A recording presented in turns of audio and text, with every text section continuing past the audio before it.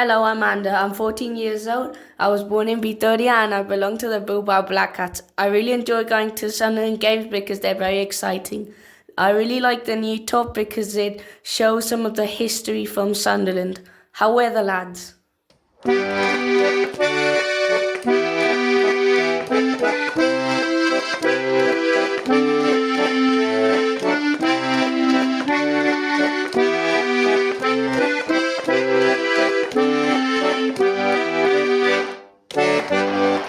Hume to Durham. There it is. Big coming, hasn't it? What a start. Daniel. Isadore's on the end of this. Oh! What a finish. Hi, I'm Martin from the German Black Cats. I flew over to watch the match versus Oxford at the Stadium of Light yesterday. The atmosphere inside the Stadium of Light was absolutely brilliant, very optimistic and full of happiness. And I think outside you feel that the supporters are loved, the players, that they are happy that they're here and that they are happy that they are on top of the league. It is really a good time to be a Sunderland fan. Come over, enjoy that atmosphere. It's never been better. Hello and welcome to Black Cats Chat, the Sunderland International Fans podcast. Today I'm joined by Jonathan Cockburn from the Bilbao Black Cats. Hello, Jonathan. Hi there. Please And call me Johnny. Oh, I'll call you Johnny. I was going to call you by your full name. First time for everything. Hi. And I'm also joined by SAFC NASA member Gavin Frater, who's in Florida. Good morning to you, Gavin. Morning. Yeah, so my name is Lee Thirkell. I'm also from the Bilbao Black Cats. Yesterday, we had a 2-0 comfortable win against Oxford at the Stadium of Light in front of 40,000. We're currently first by 5 points. We're on 28 points, so things are looking good. Before we get into the review of the match, we're going to hear Gavin and Jonny's Sunderland stories because they're two new guests to the pod, and we always love hearing people's new stories. So, Jonny, would you like to go first? Okay, thanks for the honour. Well, talking about my Sunderland story, it gets trickier as I get older. And I think the simple answer is, where am I from? I'm from the northeast of England. I grew up in Sherburn Village in Durham City. But saying that, I was born in Zambia and lived in Singapore. That was because my dad was an engineer for a massive northeast company called NEI. So yeah, I've got an interesting background. Why was I a Sunderland fan? Well, I moved over to the northeast in 1983, bang in the middle of the miners' strike. My uncle was a Sunderland fan, and I guess playing footy with the lads in the village, and at my primary school, which was in Gilesgate, there was a massive group of lads who liked Sunderland, and I guess Sunderland were my destiny. I guess, looking back, what was your first memory? There was a couple. I think there's two that stick out for me. The first game I ever went to was a Sunderland v Liverpool at home in 1985. I went with my uncle, took me because my younger cousin was a Liverpool fan. All I remember is Grobbelaar was taking a lot of grief. We're in the Roker end. But I'd say, for me, the 1992 quarter-final, I was at sixth form at that time, and we were playing against Chelsea. That game was massive. I was in the clock stand with a load of lads, electric, Armstrong's header, it went off. Best of all was the pitch celebration. Anyway, that's a little bit about me. Over to you, Gavin. Yeah, Gavin, how can you beat that, son? Mine's a bit duller, actually. So I was born in Peterlee. We moved to Roker. So I used to live in the Masonets at Dame Dot and Victor Street. Dad was a Sunderland fan. My nana used to have a little corner shop on Roker Avenue. And as a kid, I used to go to bed with my pajamas over my clothes so that my younger brother didn't know that my dad was taking us to the reserve games. And we dawdle on over from Dame Dot over to Roker Park via my nana's shop where I get my sweeties and me spending money. And I was hooked. I mean, I think my first game my dad took me to as a toddler was in '78. First game I remember was reserve games. As I say, pajamas over my clothes. Um, yeah, I mean, I would have thought after 45 years of supporting a team, I'd have had a few more highlights than we've got. Definitely more lowlights. But yeah, so I grew up supporting Sunderland. And then moved to the US in 2001, just after the terrorist attacks, and wasn't long after that we started looking for Sunderland fans over there. So we set up the supporters association as it used to be, and then everyone started to move back home to the UK, and everyone started to kind of drift. So we kind of disbanded.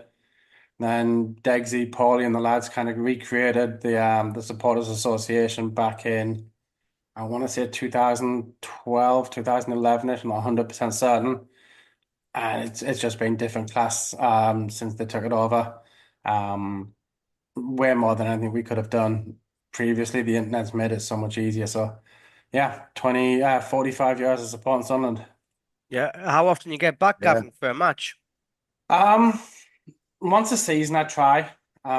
With the parents are now getting older, I'm going to try get back twice a season. So I was home for the home opener this year, Sheffield Wednesday, which is a good one for me. And then I was home in January as well. So I've been twice this year. But like traveling to Sunderland, as much as I love going home, like there's a world, like I've been to Sunderland. Like I want to travel other places in the world. So it's getting harder to kind of want to hit my bucket list places and still want to get to the match. But yeah, Yeah. once or twice a year I'll give it a try. Yeah, I know. I like, and the economical cost as well from going from the other side of the Atlantic to Sunderland isn't cheap, I imagine either. I mean, for us it's easier because we've got like cheap flights from Bilbao to Manchester or Yeah. Edinburgh. So, Johnny, I've never spoken about our branch on this podcast, which is mad, isn't it? So I thought I'd leave it Yeah. to you, mate. So go ahead, you can tell the story about our branch and how we started. And Yeah. I don't know if you saw, but today's actually a pivotal moment, isn't it, for our branch because it's the anniversary of the Barini goal against Newcastle. And Wow. do you remember that Wow. that was our first time watching a match together, wasn't it? Yeah. We were scrambling Yeah. around Bilbao looking for a bar and we couldn't find one. We were getting desperate, weren't we? Oh, we got one in the near the Arriaga, the theatre Near the down theatre, in the Arenal. down by the river, and it was just like an arcade bar, and like the barman, he They looked put like it on. he reminded me of Manuel from Faulty Towers, the barman. But Yeah, yeah, he just gave us the control, and we started flicking through channels, and there we found it, didn't we? And yeah, yeah. the celebrations when that Barini goal went in was madness, wasn't it? But anyway, tell us, Wow. Johnny, tell us about our branch. Well, wow, well, Branch. I mean, I guess that was back in the summer of 2013, our chance meeting when the old boss said, "Hey, Johnny, this lad is from your neck of the woods at the summer at a summer camp." And the first thing Lee said to me was, "You're not black and white, are you?" And I was like, "Not a chance, son, not a chance." And from that meeting, we did a few things, didn't we? We're trying to catch up. My 40th birthday, we had the Newcastle, well, Sunderland v Newcastle charity match, which Yeah, Sunderland won, by the way. 7 in a row, Um, wasn't yeah, it? 7 in a row. And then we were scrambling around for so long, weren't we? To find places, do things. And then I think, we set it up, but the pivotal moment was the Wembley. I think that the different Wembley appearances and the fact that Sunderland recognised international branches, Yeah. and we got that, and then we could start doing things. But those early days was a bit like, we've got two young kids, we want to bring them up Sunderland, and we wanted to watch the match and talk about it, and it was like, for two homesick lads, it was really nice. Mm. I mean, what was your experience, Lee? Well, I mean, for me, like the Wickham final, well, we went to the Portsmouth final, didn't we, in 2000 and was it 18 or 19? The Yeah, Checker trade, and that was like heartbreaking, wasn't it? Because we got beat on penalties. But We actually thought we were cursed, didn't we? Me and you together. Because Oh, every time we got together, we kind of like we always got beat, didn't we? So when we went to the Wickham final, and like you took your lad Jack, I took my oldest daughter Julia, and no, it was a perfect day, wasn't it? 80,000 on the plane yeah, over. We met the lads from Bilbao, who are now members of our branch, and everything just started from there, didn't it? It kind of like went yeah, really quickly. yeah. But I also agree with Sunderland Till I Die. That's had a massive effect. Massive. And championship manager, would you believe? Yeah. Those two things I think are really pivotal in Hasn't spreading the been word. championship manager for quite a few years, man. What no, what's it called now? What's Football it? manager It's now, isn't Football it? manager, that's yeah. it. Yeah. Hold my hands up. No, but championship manager back with Quinn and Phillips, I imagine, got us quite a few followers. Yeah. That's brilliant. Right, so we'll move on to the match then. Before we go on, just want to give a special mention to Martin from the German Black Cats, who went over to the match yesterday. You'll have heard his little match report audio at the start of the podcast. So yeah, if you're a Sunderland fan abroad and you come over for a match, get in touch with us, and we want to include your audios or your reviews on the pod. But anyway, Gavin, 2-0 win. The lineup, there was no Anthony Patterson. It seemed that he really was injured after the midweek game in Luton. Yeah. Simon Moore came in for him. I thought he did all right, didn't he, Simon? He looked calm and composed. Let's be honest, he didn't really have much to do, did he? No, he didn't. I think he had one save to make, and it was kind of a bobbly shot with very little power in the second half. So the fact that he was able to stay alert long enough to kind of save that one was testament to the fact that he's a decent backup. Yeah, no, and that's it. He's a decent backup. And I think people had kind of formed an opinion of him after the Preston Cup game when we lost. And they were just saying, yeah, he's not very good, but he wasn't playing in front of a proper defence there, wasn't he not? So, Johnny, Patrick Roberts came back in for Alan Brown. Correct decision, you think, at home? Yes, I was thinking after the last couple of games that Patrick was looking a bit tired. He running in, running out, wasn't really happening. But this game, he looked electric, really on fire, and really happy for him. Yeah, I think in his defense, if you look at the whole game where he looked jaded, Yeah, obviously he was playing against a right-footed left back. So his usual trick of cutting in was putting him on the defender's strong side. So it made it a little bit tricky for him. I would like to have seen him go around the back of the defender a little bit more. I'd like to yes. see that from both him and Mundle more and getting crossed in The, the box. But yeah, the I don't thing, think that he's necessarily had a bad patch. I just think he came up against a good left back who was playing with right-footed dominance. what I wanted to say was, I was used to Roberts doing a lot of shots, having the confidence just to trick, do a shot. And I haven't seen that of recent. And so it was nice to see. He got a couple off in the end. And that was a big change for me. yeah. Yeah, no, yeah, he had a better game as well. He came back in, and he was also on hand for the goal, wasn't he, Gavin? A bit of quick feet, and he knocked it to Trey Hume, who put in a peach of a cross for Job, didn't he? Yeah. Yeah, I've been really impressed with Hume this season. I think Serkin gets probably more plaudits than Hume does, but I think if you look at the fullbacks in that league, I think Hume and Serkin are probably 1 and 2, 1 and 3 is the best players in that position. And Yeah. yeah, I mean just to spot the run of Job as he made that forward run and just plop it in there nicely. Yeah, and I think Job's positioning there is perfect because last year we know he was playing as like a number 10 or he's playing as a false nine, and he'd have already been further forward at that moment, wouldn't he? He wouldn't have been able to kind of like just like drift in. Where as now he's playing in that number 8 role, he basically times it right and he gets on the end of that, and it's just a beautiful header, isn't it? Yeah, I don't think he would have scored that last season. I think he would, as you say, would have been further forward, probably closer to the back stick than he was at the front. But just playing that little bit deeper this year, it's given him the freedom to run in later. That's why there was nobody on him when he took the header. Yeah, Yeah. and going back to Trey Hume, Johnny, I mean, he puts some good balls in, doesn't he? Because a minute before he put in a cork of a cross for Isidore, who should have at least got it on target, shouldn't he? Yeah. No, he was a threat all game with his crossing. And there was a nice thing going down that side. So very happy to see that. Yeah, and like Gavin, the first half was just total dominance, wasn't it? I mean, we had 64% of the possession and we had 4 shots on target, but we only went in at half time 1-0. So there was always that bit of like caution, wasn't there? That like that second half, if we don't get that second goal, we could see like what happens in the past, you know what I mean? Where we've conceded a late goal and we get a draw and we've absolutely battered them. So were you a bit disappointed that we didn't get that second goal before half time? Not really. So I was worried pre-match. Obviously, what Oxford had drawn what 5 games in a row prior to us. We won on a streak. It was all set up for us not to win. But when the first 15, 20 minutes, just Oxford just didn't play. Like they were there, but they weren't playing, and it was hard to try and work out what their game plan was. Any possession they had seemed to be outside of the final third, so they weren't really pressuring us. They weren't putting us under any shots. Like I don't think they had their first shot on target until the second half.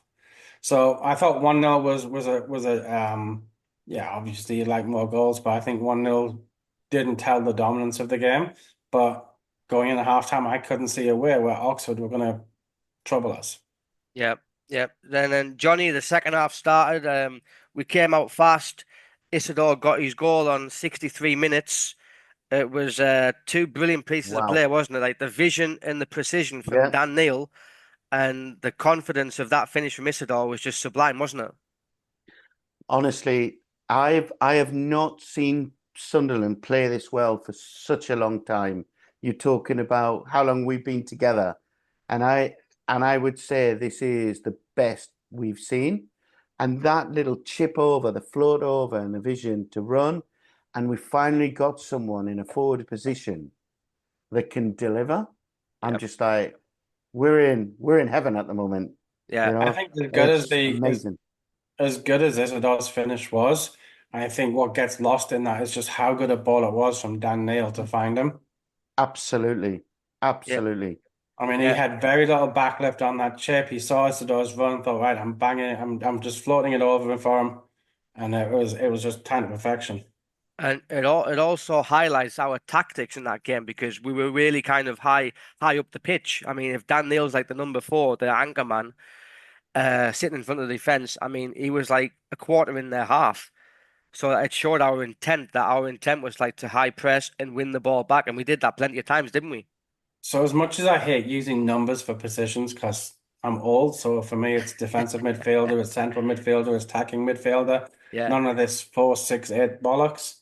Um, he definitely played much more centrally as opposed to holding. I think the fact that Oxford presented such a little threat going forward, it allowed him to get forward a little bit and play his natural game. I still think that as a team, we're missing that holding midfielder who's going to sit in front of the back four and let Dan Neil do his thing. But right now, with the middle three of Neil, Rigg, and Bellingham, it's hard to work out who you'd have to take out to Yeah, bring in that sitting midfield player. Which would be yeah. Samed, wouldn't it? Yeah. But I think it also coincides that in recent matches, apart from Luton, of course, we've had more possession. And I think the more Dan Neil gets on the ball, the more touches he has, the more you notice him. It's just that if he's not getting on the ball because we're missing him out, then you start to see that he's not really confident on the ball. But yeah, Johnny, that second half, then 65% possession, but we only had 2 shots on target. It seemed that we didn't really have much intent the second half, I don't think, to kind of like get a convincing 3 or 4 nil victory. I thought we just like took our foot off the gas and just took it easy. Would you say so? I don't know. I don't know because I looked at the Oxford side coming in and they've 3 wins, 5 draws, 12th in the league. They travelled up and you know what I did notice at the game was that there's not the pressure at the stadium light anymore. It just seems to be, trust the team, trust in the process. So maybe you could say that, but I just saw it as just we've got a plan. We'll work it away. We don't need to see it that way anymore. I mean, Yeah. what do you guys think? Um, I don't think we needed to play in the second half, if I'm perfectly honest. Yeah, Oxford showed that they weren't a threat. At no point in time was I sitting in front of my TV nervous that they were going to hit us on the break. I think Mepham has been an absolute revelation in central yeah, defence. He's calmed down O'Nien, who's now doesn't quite think he's quite as Brazilian as he normally does, so he's not making those long runs forward. I yeah, think the central defence pairing of those two has meant that the fullbacks feel a little bit more confident in being able to go forward. So when you look at the overall setup of the back four, I think it's allowing the rest of the team to play to their strengths, nice which balance. I think which is under even at the end of Mowbray, but definitely under Proctor and Dodds and Beale. I think that was definitely missing. I think the discipline in the team it wasn't there, and I think it's there this season. So when it came to the second half, yeah, look, 64% possession, but that's only because Oxford didn't press. Now, even when we were Yeah, playing it out from the back, there was no high press. There was no pressure put on the players. I think they realised half an hour in that they weren't going to get anywhere near us. And from our point of view, I think it was just a case of getting through the matches, not having any injuries, and getting ready for next week yeah. against what, QBR? Yep, that's Mhm. it. Johnny then, so 2-0 win, comfortable. Who do you reckon was your man of the match? Man of the match. I love Rig. I thought he was courageous throughout. He really tried to, I just love his style of play. He's always in there, he's always trying things. But then I'm seeing the two sides to the team that at the same time, in the defense, as you said, I think Metham was better last game. Thirkell was quiet. Hume was a giant in that game. So for me, it was one of those two. Maybe I'd give it to Rig, just purely for his attacking play. Yeah, well, I mean, Rig is like getting a lot of plaudits from his teammates, isn't he? Because they can't Yeah, believe he's 17 years old. And I think it was Dan Ballard did an interview in the summer and they said, who's the hardest player in the Sunderland team? And he said Chris Rigg. yeah, And it's mental, isn't it? Thinking that he's only 17, but he's the hardest player in the team. yeah. Gavin, what about you, mate? Who was your man of the match? I think for me, it was between Dan Neil, who looked more assured than he has all season, and Hume. And I'd probably just give it a Hume over Dan Neil. I think he was defensively solid as always. I love watching him put a sliding tackle in. I'd like him to get a few less bookings, but you take away that aggression, you're going to lose a lot with him. I think. I think on the left we were quiet all game. Yeah. I don't think we needed to pose a threat with Mundell and Sirkin running down the left. So I think most of what we did came down the right, and I say Hume with the assist for the first, and his defensive work would get it for me. Yeah, Yeah. I thought it was either between Job or Dan Neil. I thought like Job, when he picked up the ball, he was finding gaps for a minute to make like 30-yard passes, like on the ground, splitting the defense open. And I thought he was just brilliant at that, and he took his goal really well. And then Dan Neil, when he got the ball in tight positions, the way he just turned out of trouble with ease was just like the Dan Neil of old that we expected.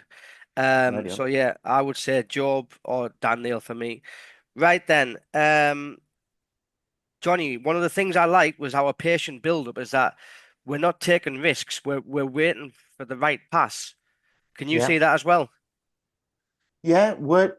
I think this team trusts each other. I think they've got confidence, and you'll watch them how they pass it around through the back, and they'll I think it's just got to really this kind of the balance, the 4-3-3. I just think we're seeing something special at the moment. Yeah, Gavin, because I mean, in old times, I mean, people don't like going like from side to side, from forward to backwards. You know what I mean? They get a bit like frustrated. But I think our play across the back line is quite fast, and then we're always choosing the right pass. We're not taking any unnecessary risks. We're playing that pass through, and it's like getting us on the front foot. And I think that the mistakes that we used to make are now much less. Can you see that as well? Yeah, I think if you look at the confidence that Labris has given the players, Yeah. I think they're confident and Yes. And like, without wanting to take a swipe at '09, I think he was prone to errors and mispositioning last season, and that's definitely tightened up a lot this season. So being able to pass that ball around that back four has been a lot easier for them. I don't think we're not passing it into pressure as much as we did last season. And that's definitely pleasing to see. And I think that's allowed the whole team as a unit to be able to be more confident in those small passes. Look, still annoys the living bejesus out of me that Roberts and Mundell take too many touches before getting a shot or a cross off. I'd like to see Yeah, both of them go around the back and cross the ball in. We've got a striker now, let's use him. yes. And he looks as though he's fairly handy in the air as well.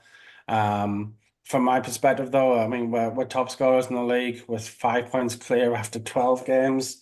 I'm not complaining. Yeah. And on that note, Johnny, we have got a forward. Wilson Isidore is his name. 4 in 5, 4 goals in 5. I mean, listen, Wow. we were at the Sheffield Wednesday game, the Yeah. 4-0 at home, and we were raving about Mayenda because he got a brace there, didn't he? But I Yeah. think Wilson offers so much more, doesn't he? Oh, wow. You know, the head, the forward runs. It's like, when did we last have a striker? Ross Stewart. Ross Stewart, and before that. So it's kind of, wow, we have just been waiting for someone to fill in this position. Because there's plenty of quality in the side, but you just need the whole team to work in cohesion. And I don't want to tempt fate. This is just a good moment. Yeah. Yeah. And Gavin, so Isidore, I like his awareness, his confidence, and his personality rubs off on he's really connecting with the fans, isn't he? I'm not connecting with him. He's a loan player, and until Yeah. he's a permanent contract and a transfer, he'll, like many loan players are. I'm definitely a fan of not falling in love with loan players. But what he has given us is we're not rushing Mayenda back, so we're not going to get niggles and long-term injuries with Mayenda. Yeah, It's allowing Connolly time to bed in with the squad, get his yeah, games or time under him with the under 21s. And hopefully it's kind of giving Rooston the kick up the arse to say, look, this team's flying, come and be a part of it. But it's nice to see, yeah, and look, his goal against Hull, I thought we got a little bit lucky with the referee interference. Some referees would have blown for that, but once he took that ball, he was light and he was off. And then yeah. look, we've just been solid team performances. It's hard to kind of to praise any one individual over anybody else. I just don't think anyone's had a bad game for us yet. Yeah. Yeah. And on that note, I think like Isidore now is like our central striker. I won't say number 9, Gavin. Um, he's our central striker. Aaron Connolly's come in and like although he hasn't had like a massive chance yet, I do like the look of him. I think he is nippy and I think he is going to give it a bit more than Mayenda in terms of like knowledge around the box. If we're in this position in January, we're still top 2. Would you consider maybe it's like letting Mayenda go out on loan and bring in another loan forward? No. No. I mean, his start to the season, he got unlucky with injury. He's going to be chomping at the bit to get back in. Yeah, I think Johnny. I mean, even though he's only what 12 years old, Yeah. it's having somebody to come in who can learn. Like, I don't think there's a better role model for him to kind of work with than Connolly, who came in with so much promise at Brighton and kind of let it go, had his issues, and is now on that bounce back, kind of like Roberts and Clark were. And then Isidore, I think those three players are all kind of working together, learning from each other and pushing each other forward. If we're still top 2 in January and touch wood, I think I would probably look to other areas of the squad to kind of tweak. Yeah, all right. Yep. Johnny, we've got 3 players on 4 yellow cards. Job, Rigg, and Hume. So one more yellow card and they'll be missing the game, suspended. 2 of those are centre midfield players. Our centre midfield options are Alan Brown and Alexic. Are you kind of a bit disappointed that we haven't seen anything of Alexic so far because he might be needed in the next few weeks? Yeah, no, because there was a lot of fanfare as he came in.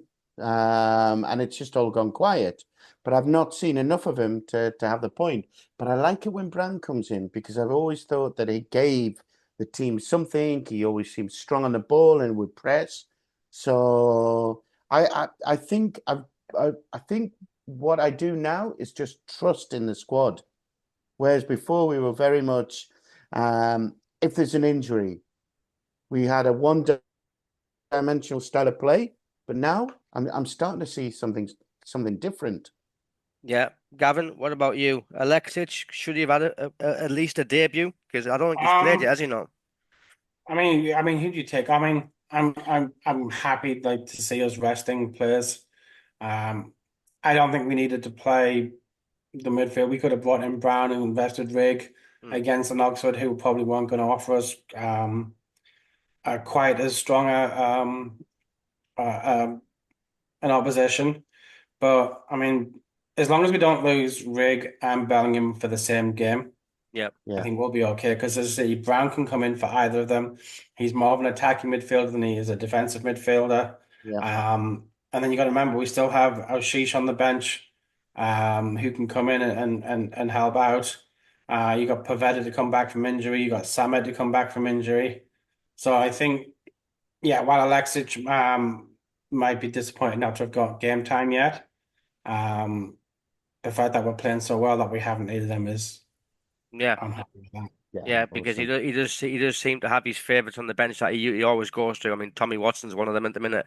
But I just thought maybe Alexic might have had a few minutes from the bench just to kind of like give him that experience. But also the same could be said for Leo Yelder. I mean, he's been on the bench, and if Hume gets Yeah. suspended, then obviously it looks like Luke O'Neill will probably go to right back. And at the minute, because Ballard's out for at least another week or so, Elise is out for another at least a month or so, something like that. These players do need a little bit of game time so that they can be ready to come in. Johnny, don't you think that? Like a bit of a squad rotation kind of thing, you know, I wouldn't say rotate. I mean, I don't think they have to play, but I just think they're just like getting minutes on the pitch just so they get a touch of the ball. You know what I mean? And the atmosphere, because it's not the same in training or in a reserve yeah. game as a first team match. You know what I mean? In a competitive match, and the atmosphere. But one of the things I took that what I really liked was he hasn't really changed the squad.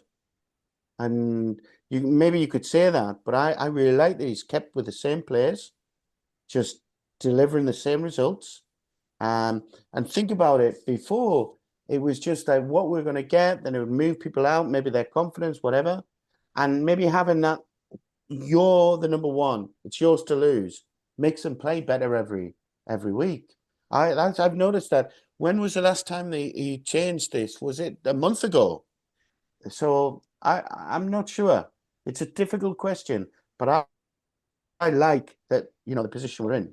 Mm-hmm. Gavin, then, so like I've been sharing the video of one of like Regis Lebris's first interviews, in which he says like we're not going to play like Guardiola or De Zerbi because we're Sunderland and I'm Regis Lebris. He certainly had that Regis Lebris effect on us, hasn't he? Because he's got a teacher-like attitude, hasn't he? He basically gives the explanation, but then he tells the players, "Now it's your duty to solve it." Yeah, I mean, look, I think we look as good now as we did at any point in time under Mowbray. And again, we look good under Alec Neil as well. So we're back to that kind of, I like that higher press. I like I'm okay with sitting off the ball and not being dominant in possession and just pressing. So I'm happy, but I like the fact that he's got all of the players bought in for his style. Like you Yeah. don't see, like you're not hearing stories coming out that such and such is unhappy at not getting game time. And look, players like Barr and Ashish, who got playing time under Beale and Proctor and Mowbray before them, could be forgiven for being disappointed for not getting in the team. But well, the only way to get in the team right now is to play your ass off in the reserves, show them that you're ready, and step up. And when you get your chance, take it. Yeah, Yeah. isn't that curious, Johnny? That like Lebris, obviously he's a French manager, but he's kind of isolated four of our French players. I mean, Ekwa's gone, Pembele's gone. Ekwa was a fan's favorite. Our Sheesh had like his kind of fans as well. Bar split bar kind of like split opinion, didn't he? But he's just kind of like, even though they're his French like compatriots, he's just kind of like put them out of the way, hasn't he? Why do you think that is? Well, it's good that you point that out. And then in the first, if you look at it first, where you're like, maybe he knows something we don't know, or maybe it's just the case that he's worked out his style of play, and these guys are just not there for him. So I'm not sure we can read it in between, his compatriots or not. I just think that he's got his style and he's found the people. He mentioned at the beginning of the season when Echo was allowed to go, he said that, look, this guy is a phenomenal player, but he just doesn't play the full way that he wants him to play. And that he needed him to go out and get more experience to be able to come back into the fold. I think Echo is that holding midfielder we've been begging for. Honestly do. And I think that when eventually we lose either Bellingham or Rig, because I think it's a matter of time as opposed to if, then I think that's when he's able to come back in the fold, hopefully a little bit more mature with a bit more experience, and is able to play his full game. Yeah. Right, so our next game is next Saturday. Like, thankfully, we don't have another midweek game. Give the lads a bit of a rest. We play QPR, who are second bottom at Loftus Road next Saturday, Johnny. I mean, I was there at this match last year, and we won. I think it was like 3-1. Yeah. Jack Colback got sent off. I mean, a bit of the same would be all right, wouldn't it? Yeah, I used to live in London, work right close to the ground. So still know a few people. If we can get a result there, it would show us that we've got this momentum. Because at the moment you were kind of like, where are we? And now we're starting to believe in the team and the people. So it would be good. Yeah, hopefully we can get 3 points. And I just wanted to point out, Gavin, I don't know if you've been paying attention to social media this week, but I thought like the Sunderland social media account has done a cracking job with the whole Founders Week content. It's been great. I've enjoyed the content. I got to be honest, I don't particularly care for football clubs' social media for most of the part. But yeah, I mean, I watched the Jim Montgomery and the Niall Quinn interviews, and thought they did them very well. Obviously seeing the badge with the old SAFC thing and the old ship badge. It's been good to take a look at. Yeah, and I think it's nice to see that the club as well finally kind of reconnecting with the fans as well. And I think that probably coincides with the arrival of David Bruce. No, I think he was in the US with the MLS, and I think he's come in. And I think he's kind of like he's done a good job with that, hasn't he? I think if you look at Bruce, I think one of the biggest things he's done is the amount of different merch that he's brought out, the amount of tops and strips and everything that's coming out. It's going to cost me an absolute fortune by the end of the season. Tell me about it. Yep. Right, lads, that's all we've got time for today. I just want to say thank you for your time and enjoy the rest of the weekend. Guys, can I just say one thing? Yeah. One thing I really liked about this match. One of my best friends is from Oxford, and he actually sponsors the North Stand, his company. And I'm hoping, Lee, just going to put it out there. Yeah. If we can get him, I think we play them April the 26th. Yeah. We're in Easter. If we can get a few guys over there, that would be awesome. Hey, might get a private box there. All right. Thanks a lot then. Next week, I think we'll be joined by Michael Dunn from the Irish Black Cats because I think he's going to the game. So we'll see you then. How are the lads? How are the lads? Hi, lads. Hello there, I'm Mark, currently living in Spain, and I'm a member of the Bilbao Black Cats. I've been a member for several years, and I started supporting Sunderland in 1988. We're in the third division with my first heroes, Gabbiadini and Gates. I try and get to as many games as I can, and we'll always watch them on the telly. Looking forward to a successful season, and hopefully be able to get to see them back in the top division with my two boys who are also Sunderland fans. Cheers, how are the lads?